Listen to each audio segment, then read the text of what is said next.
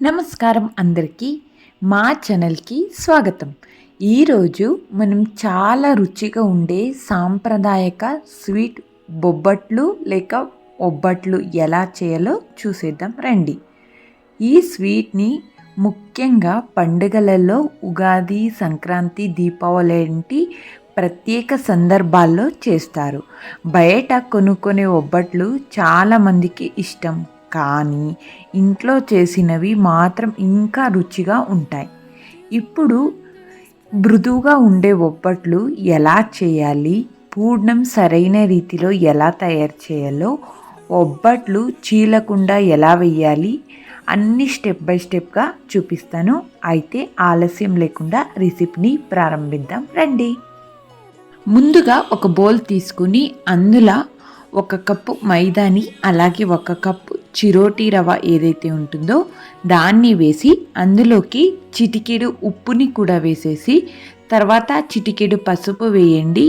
ఇందులో 2 table spoon నూనె కానీ లేకుంటే గీ కానీ వేసుకోవచ్చండి. ఇప్పుడు మెల్లగా నీరు పోస్తూ మృదువుగా పిండి కలపాలి. పిండి చాలా గట్టిగా ఉండకూడదండి, కొంచెం సాఫ్ట్గా ఉండాలి. పిండి కలిపిన తర్వాత పైకి కొంచెం నూనె రాసి కనీసం 30 నిమిషాలు మూత పెట్టి ఉంచాలి. ఇలా ఉంచితే ఒబ్బట్లు చాలా సాఫ్ట్గా వస్తాయండి. ఇలా నేను చెప్పే ప్రాసెస్లో మొదటిగా ఎలాంటి వాటర్ వేయకుండా మంచిగా ఇలా కలుపుకుందామండి. మనం ఏదైతే ఫస్ట్ వేసిన ఇంగ్రీడియంట్స్ ఉంటాయో వాటితో ఇలా కలుపుకున్న తర్వాత కొద్దిగా వాటర్ అనేది యాడ్ చేసుకుందాం. ఈ పిండి అనేది చాలా సాఫ్ట్గా ఉండాలండి. ఒబ్బట్ల పిండి కొంచెం సాఫ్ట్ మరియు ఆయిలీగా ఉండాలి. గట్టిగా ఉంటే ఒబ్బట్లు అనేది చీలిపోతుంది. అలాగే పిండి కలిపిన తర్వాత మ్యాక్సిమం 1 అవర్ లేకుంటే 2 అవర్స్ అయినా విశ్రాంతి ఇవ్వాలండి ఆ పిండికి. అప్పుడు అదంతా బాగా సోక్ అయ్యి పిండి అనేది చాలా బాగుంటుంది. ఇక్కడ ఒబ్బట్లు అనేది చీలిపోతాయని కారణాలు చెప్తుంటారండి. దానికి ఇలా జరిగితే సమస్య ఉంటుంది. పిండి గట్టిగా ఉండటం, పూర్ణం ఎక్కువగా పెట్టడం, పూర్ణం తడిగా ఉండటం. కాబట్టి పూర్ణము మరియు పిండిని బ్యాలెన్స్గా ఉండేలా చూసుకోండి. అప్పుడు ఒబ్బట్లు అనేవి పగలకుండా పర్ఫెక్ట్గా వస్తాయి. నేను ఇక్కడ డఫ్ అనేది ప్రిపేర్ చేసుకున్నానండి. తర్వాత ఇందులోకి కొద్దిగా నెయ్యి అనేది అప్లై చేసేసి దీన్ని మంచిగా అలా సోక్ చేయడానికి 30 మినిట్స్ దీనికి రెస్ట్ అనేది ఇచ్చేద్దాం. లేకుంటే 1 అవర్ అయినా, మీకు టైం ఉంటే 1 అవర్ అయినా ఇది చేసుకోవచ్చండి. ఇప్పుడు పైన కొంచెం నెయ్యి రాసేసి ఇలా దీనిపైన ఒక క్లాత్ కానీ లేకుంటే అరటి ఆకుతో క్లోజ్ చేసి పెట్టాలండి. అప్పుడే బాగా సోక్ అవుతుంది ఈ పిండి అనేది. మనం దీంట్లోకి చిరోటి రవ్వ వేసాం కదండి, అదంతా మంచిగా సాఫ్ట్గా అవుతుంది. అప్పుడు ఒబ్బట్లు మీకు ఎంత వెడల్పు కావాలో అంత బాగా చేసుకోవచ్చండి. చాలా పల్చగా వస్తాయి, చాలా పర్ఫెక్ట్గా ఉంటుంది ఈ ఒబ్బట్టు అనేది. తర్వాత నెక్స్ట్ మనము పూర్ణం ప్రిపరేషన్ ఎలా తయారు చేయాలో చూసేద్దాం రండి.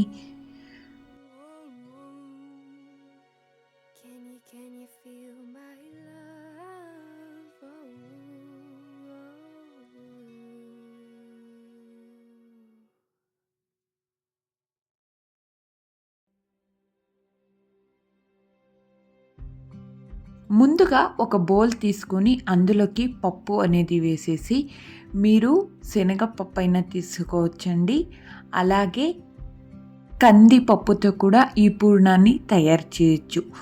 మీరు త్వరగా చాలా మెత్తగా కావాలంటే కుక్కర్లో 3 విజిల్ వరకు ఉడికించుకుంటే చాలా అవుతుందండి. లేకుంటే కుక్కర్ విజిల్ వేయకుండా 30 మినిట్స్ మీడియం ఫ్లేమ్లో ఉడికిస్తే పూర్ణం అనేది చాలా పర్ఫెక్ట్గా వస్తుంది. చాలా త్వరగా కూడా ఇది అయిపోతుందండి. ఇక్కడ నేను ఈ పప్పుని బాగా వాష్ చేసుకున్నానండి ఒక 2-3 సార్లు.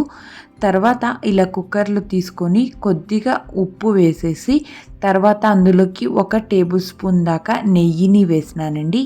నెయ్యిని వేయించి బాగా మీడియం ఫ్లేమ్లో 30 మినిట్స్ దాకా దీన్ని బాగా ఉడికించుకుందాము. ఇది ఉడికిన తర్వాత నేను చూసే ప్రాసెస్లో ఉడికిస్తే ఒబ్బట్టు పూర్ణం అనేది చాలా బాగొస్తుందండి. చాలా టేస్టీగా కూడా ఉంటుంది. విజిల్ వేయించడం వల్ల ఫుల్ ఉడికిపోయి మెత్తగా అవుతుందండి.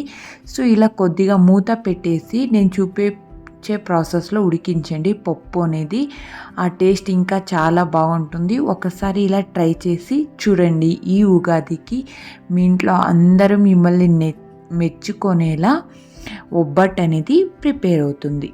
తర్వాత ఒబ్బట్టు ఇక్కడ పప్పు అనేది ఉడికింది కదండి.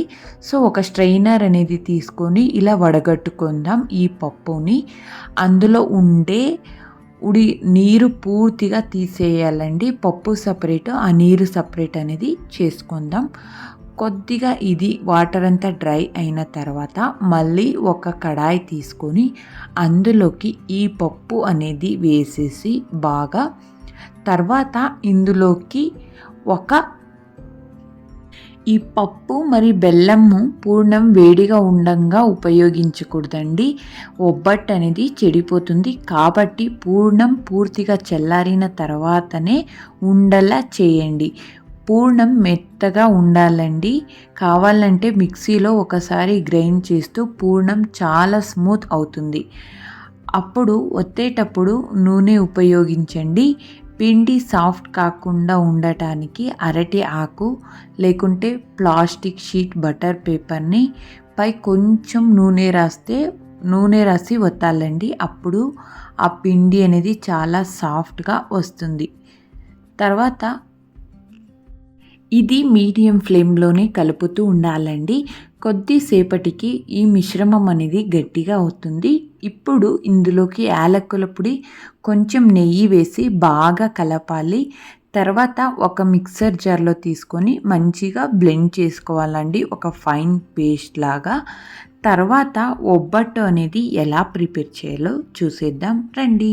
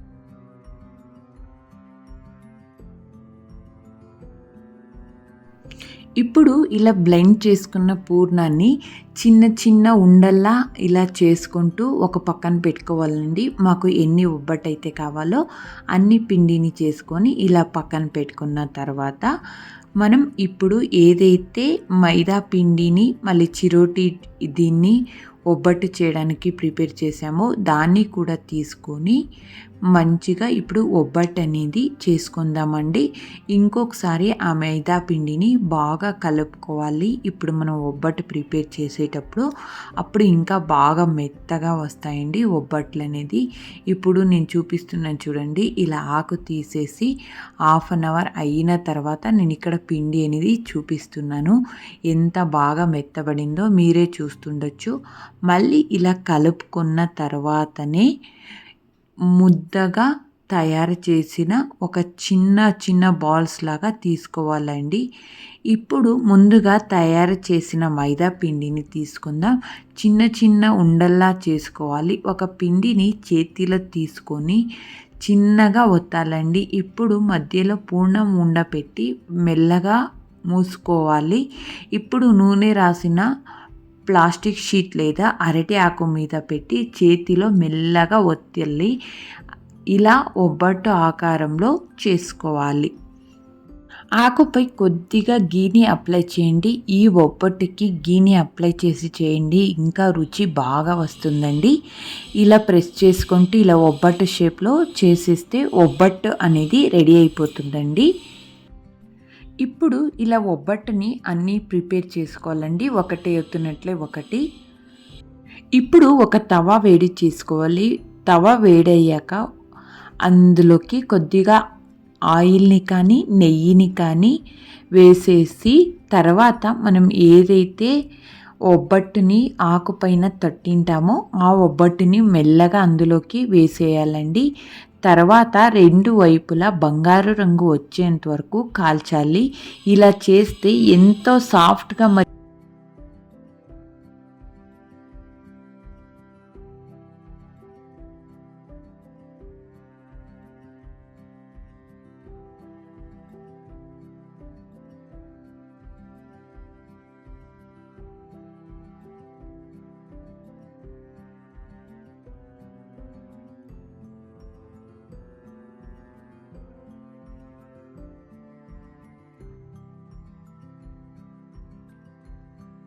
ఎంతో రుచిగా ఉండే ఒబ్బట్టు అనేది తయారవుతుందండి.